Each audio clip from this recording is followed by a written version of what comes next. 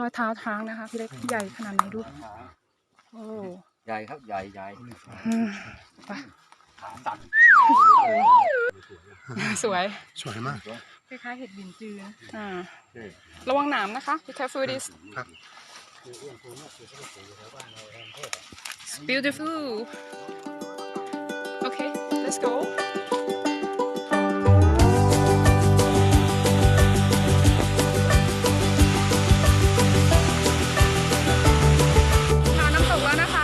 เป็นช่วงหยุดพักดื่มน้ำเย็นๆนะคะ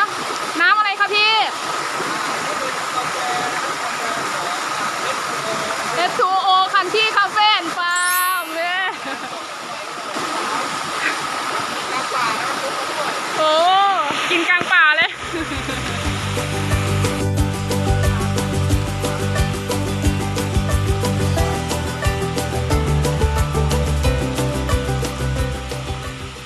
Are you okay โอ้ยูชูหม้อข้าวผัดของเรากับเตาปิกนิกใช้แก๊สกระป๋องนะคะมีไฟไหมเนี่ยมีแก๊สเต็มว้าวว้าวคนรู้ชื่อว้าวนะคะแล้วก็มิสวิมค่ะมิสวิม say hello มิสวิม say hello you make coffee hello โอเคเรามีเพื่อนต่างชาตินะคะชาวฮอลแลนด์มาด้วยต้มกาแฟกันท่ามกลางธรรมชาติอยู่น้ำตกนั่นสิ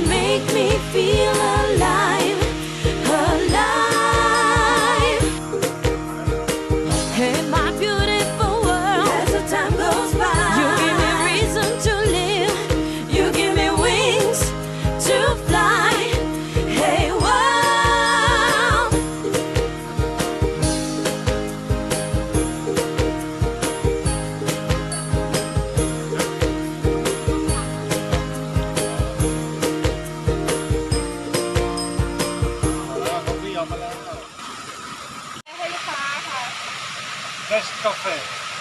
Best coffee in the waterfall Best coffee ปักจองปักดงปักจอง double shot ค่ะ double shot ปักดงครับโอเคครับครับ It's such a beautiful sky makes me wanna fly sun shining so bright it makes me open my heart my heart I just wanna say hey world hey world hey world you make me feel alive alive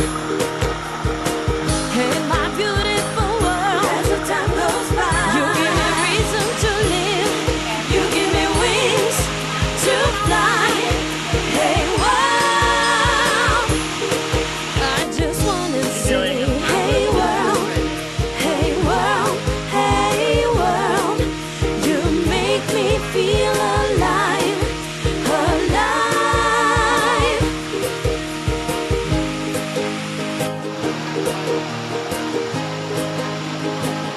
so share your love just share your love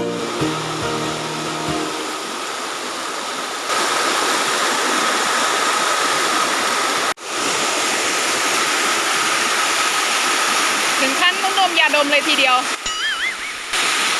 ยาดม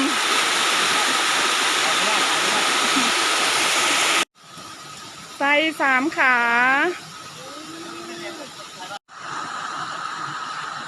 เห็นไหมที่นี่ขึ้น 4G อ่ะคนมี 4G ด้วยเล่นเน็ตได้ไหมเนี่ยได้เนี่ยดูดิ 4G ได้เหรอไส้3 ขาจ้าเข้าไปดู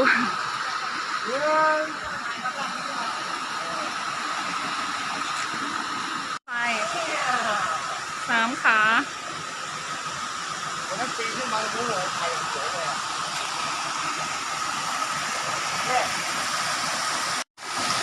สวยเนาะ มาห้องน้ ทำมาละอาดก่อน ำอาบน้ำแป๊บธรรมชาติบำบัด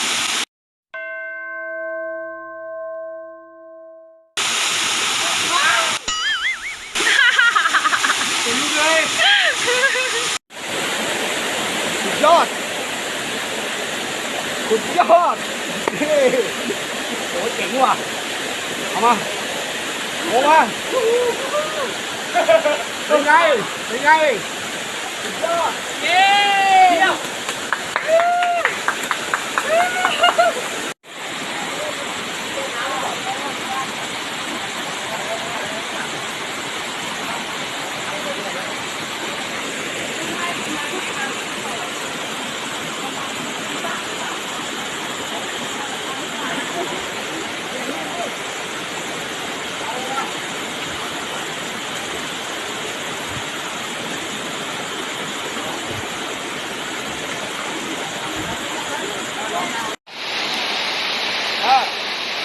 วันนี้เป็นไร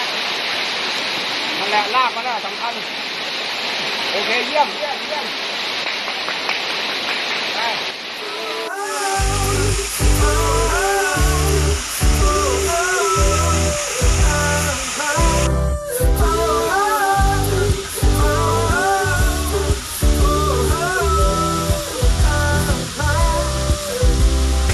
This is the right place for you. This is the right place for me. This is the right place for dreams. This is the right place to be alive, to be free, to live a dream, to feel that you're real.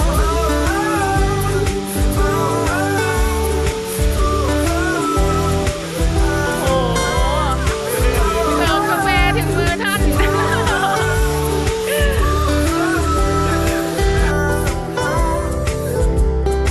This is the right place for you. This is the right place for me. This is the right place for dreams. This is the right place to be